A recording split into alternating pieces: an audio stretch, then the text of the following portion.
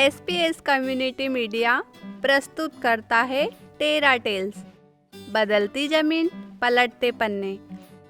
आज की कहानी है मुमताज।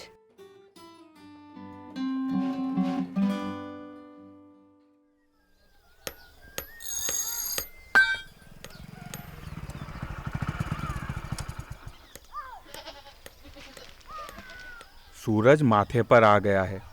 दोपहर के 12 बजने को होंगे। अम्मू ने 2-3 मुट्ठी कोयले तगारी से निकाले और भट्टी में डाल दिए। भट्टी के मुंह को टीन चद्दर के ढक्कन से ढककर अपने भाई को तगारी की ओर इशारा किया। तगारी में कोयले कम हैं। यह देख आवेश थैले में से कोयले के बड़े टुकड़े निकालकर हथौड़ी से छोटे करने में लग गया। इनके पिताजी नबी बख्श ने बाहर खड़े ट्रैक्टर में लगे हल की एक एक पंजी खोलकर ठीक अम्मू के सामने रख दी और बोले, इनकी धार बनानी है, भट्टी जल्दी गर्म कर, आज ही देनी है। नबी बख्श भैया के हाथों को देखकर पता लगता है कि इन्होंने अपनी जिंदगी का काफी समय भट्टी के पास गुजारा है। कोयले की चिंगारियों ने हाथों पर कई दाग धब्बे छोड़ दिए हैं। घर के आंगन में टीन सेट के नीचे कूलर के सामने बिछी हुई चारपाई पर आवेश के दादाजी आराम कर रहे हैं। उनकी हथेली इस बात की गवाह है कि उन्होंने कई वर्षों तक घन चलाया होगा। 4 से 5 बकरियां अपना पेट भरने के लिए पत्तियां चबा रही है।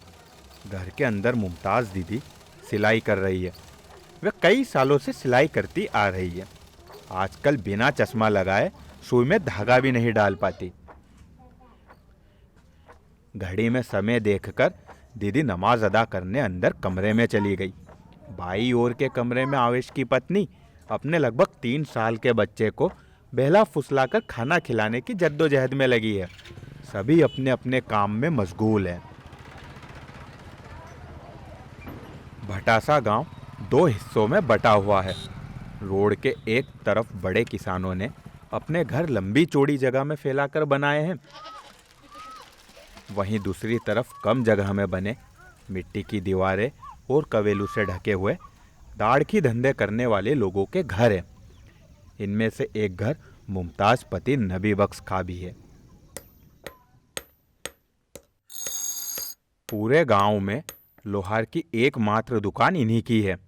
दराती, खुरपी, बक्खर की पास, कुल्हाड़ी या फिर खेती से जुड़ा कोई भी सामान पजाना हो, सब यहीं आते हैं।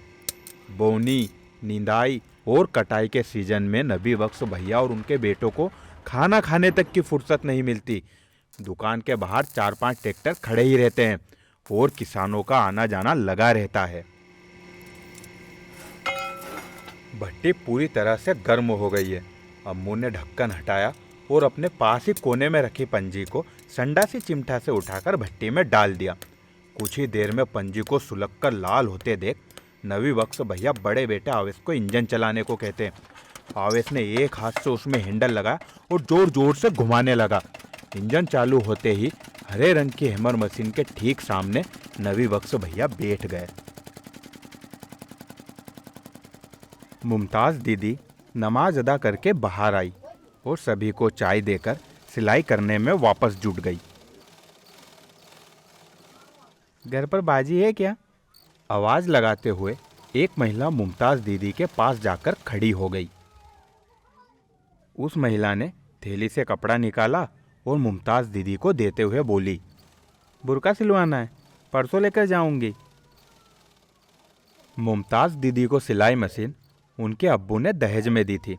उन्होंने मायके में ही सिलाई करना सीख लिया था। हैमर मशीन आने से पहले सिलाई के काम से 4-5 हज़ार रुपयों की कमाई घर खर्च के लिए बड़ा सहारा था। ये उन दिनों की बात है जब दीदी समूह से नहीं जुड़ी थी। मुमताज दीदी बुखारदास प्रगति समूह की सदस्य है। सन 2009 में दीदी के लिए समूह शब्द नया था। उन दिनों गांव के ही सुरेश भैया समूह की मीटिंग लेते थे। सुरेश भैया समाज प्रगति सहयोग संस्था में कार्य करते हैं। समूह में बचत करके उसका 4 गुना लोन ले सकती हो। बाजार से पैसा उठाओ तो वो हमें महीने का 3 रुपए या 5 रुपए सैकड़े के ब्याज दर से मिलता है। वहीं समूह में लोन महीने का 1.5 रुपए सैकड़ा ब्याज से मिल जाता है, और हर किस्त लौटाने में ब्याज भी तो घटता जाता है।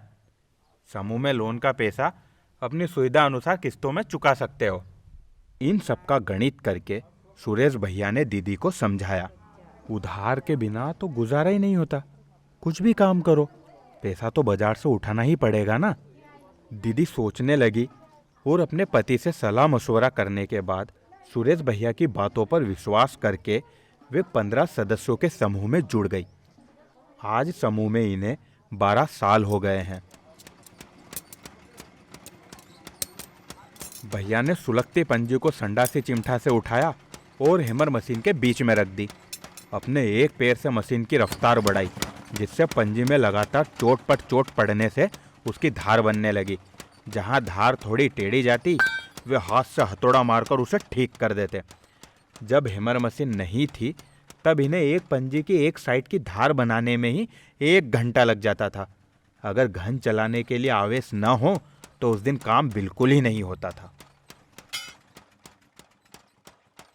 समूह से जुड़ने के कुछ साल बाद दीदी के बचत समूह में गैस चूल्हा और टंकी खरीदने की चर्चा होने लगी।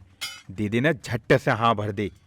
यह उनका कई सालों का सपना था, जो वे सोच नहीं सकती थी। सिलाई करना, घर का काम और लकड़ी की भी व्यवस्था करना आदि झंझटों से दीदी परेशान हो गई थी। भैया और दीदी को हर 8वें दिन गांव के पास जंगल में खाना बनाने के लिए लकड़ी लेने जाना पड़ता था। उस दिन दीदी सिलाई बिल्कुल ही नहीं कर पाती थी। ऊपर से बारिश के दिनों में चूल्हा जलाना दीदी के लिए मुश्किल होता था, क्योंकि गीली लकड़ियां धुआं छोड़ती थी।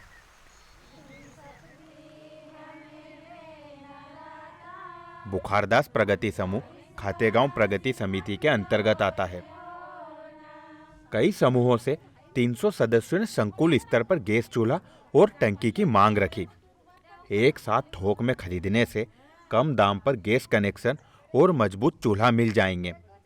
कई गैस एजेंसियों से पता कर समिति सदस्यों ने 2180 रुपये में ही अच्छी कंपनी से गैस चूल्हे दिला दिए, जो बाजार में एक लगभग 2500 रुपये तक का पड़ता। मुमताज दीदी ने घर में से लकड़ी को सबसे पहले हटाया। फिर धुआं निकलने के लिए रसोई घर में जो कवेलू छोड़ रखे थे, उन जगहों में भी कवेलू लगा दिए। गैस को किस कोने में रखना, कितना लंबा स्टैंड, एक ही फर्श या फिर डबल फर्श का, उसके नीचे दाल मसालों के डिब्बे भी रख सकेंगे। 1-2 दिनों में दीदी ने डबल फर्श का गैस स्टैंड बनाया। सदस्यों को गैस कनेक्शन का खर्च लोन के रूप में ही दिया गया था, जिसको मुमताज दीदी ने अपनी सुविधा अनुसार 5 माह की किस्तों में चुका दिया था। ट्रैक्टर की लंबी आवाज सुनकर भैया समझ जाते हैं, बोनी की मशीन सीड्रिल में बेल्डिंग करवाने के लिए ग्राहक आया है। भैया अंदर आते हैं और आवेश को बेल्डिंग करने को कहते हैं। आवेश ने बेल्डिंग रोड निकाली और खूंटी पर टंगा काला चश्मा हाथ में लिया और बाहर गया। ट्रैक्टर को साइड में खड़ा करवा के आवेश बेल्डिंग करने के लिए बैठ गया।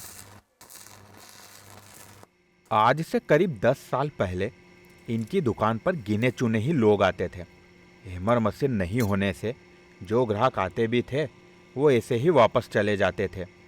घर आते ग्राहकों को खाली हाथ वापस न भेजकर अपना धंधा बढ़ा सके, इसलिए दीदी ने समूह से लोन लेने की सोची। समूह से 40,000 रुपये लोन की मांग की और सभी परिवार के सदस्यों ने चर्चा कर 2,000 रुपये महीने की किस्त से लोन वापस करने के लिए राजी हुए।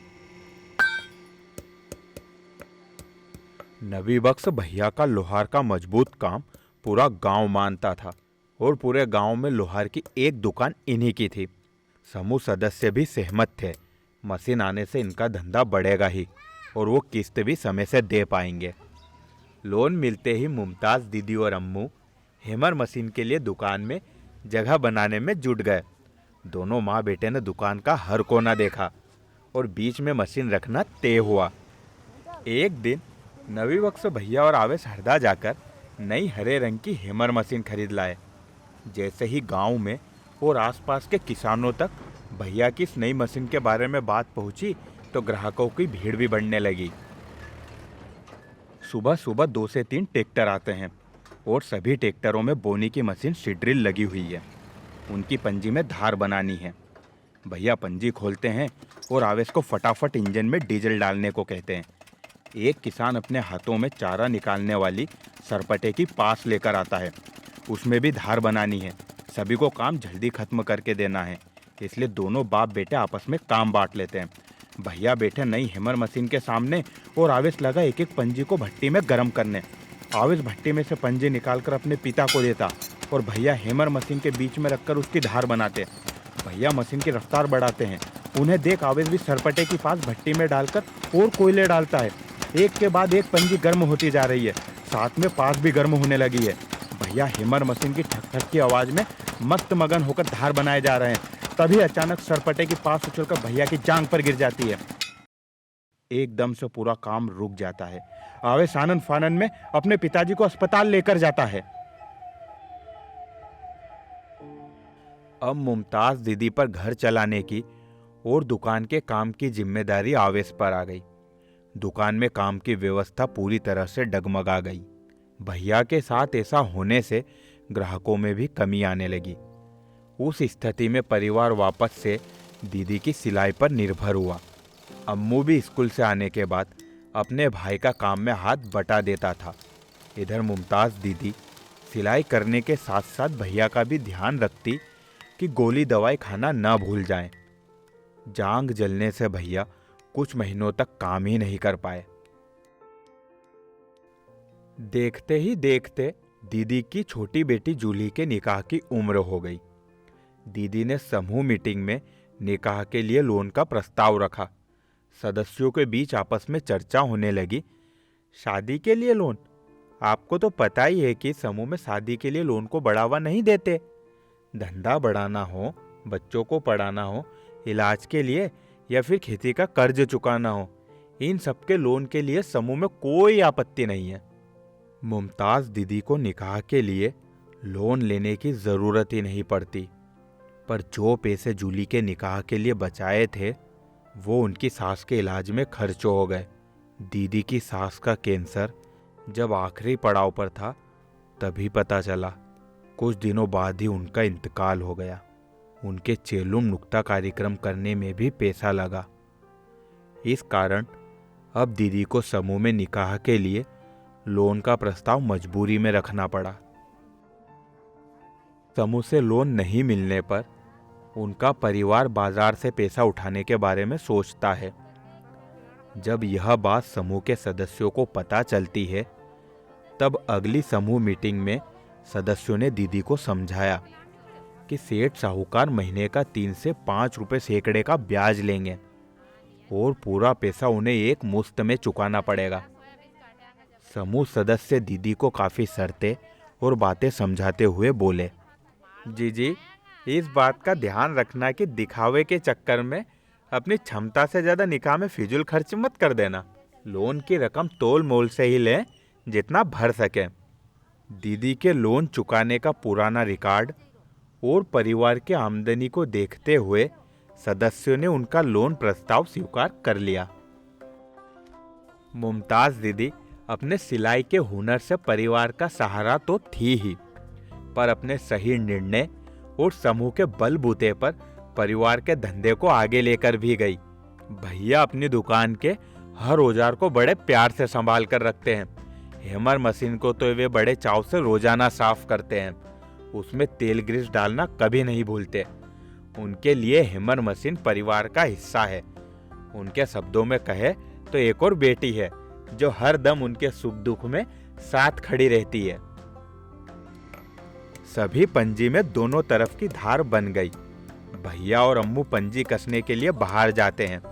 सारी पंजी कस दी और 700 रुपये मुमताज दीदी को दे दिए। हैमर मशीन की वजह से आज वे साल में 1 से 1.5 लाख रुपए की कमाई कर लेते हैं। अब दीदी और भैया का सपना है कि समूह से लोन लेकर दुकान के लिए बड़ी कटर मशीन के साथ वो हर जरूरी सामान खरीदे जिससे आवेश के लिए जीवन भर की कमाई की जड़ें मजबूत हो। अम्मू की कॉलेज पढ़ाई का खर्च भी दुकान की कमाई से निकल सके। आज मुमताज दीदी के समूह में समूह की 5 साल की कमाई बटेगी। यह कमाई सदस्यों द्वारा लिए गए लोन के ब्याज की है, जिस पर समूह के सारे सदस्यों का हक होता है। दीदी को ड्रिल मशीन लाने में जो पैसे कम पड़ रहे थे, आज शायद वो पूरे हो जाएं।